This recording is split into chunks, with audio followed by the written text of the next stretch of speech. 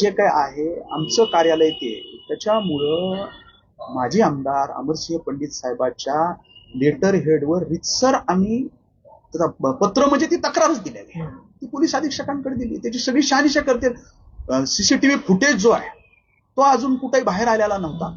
त्याचं pen drive आम्ही दिलेला आहे. ह्याची शहानिशा करा. तो थेट गाडीमधनं येतोय, लोक घेऊन येतोय, स्वतः गाडी त्रिंबक पवार चालवतोय, तिथं उभा असणाऱ्या आमच्या गाडीला त्यांनी धडक दिली आहे. सगळं सीसीटीव्ही फुटेज मध्ये आलं. त्या व्यक्तीमुळे गेवरातील काही जण असतील किंवा तुमचे कार्यकर्ते असतील त्यांच्या जीवितास काही धोका आहे, कारण की डावकर सर म्हणजे जे तुमचे सीएस आहे काय त्यांच्यावरती थेट हल्ला केला जातोय, त्यामुळे भैयासाहेबांच्या जीविताला धोका आहे. अहो भैयासाहेबांच्याच त्यांनी जीवे मारण्याचं षडयंत्र त्याचं होतं.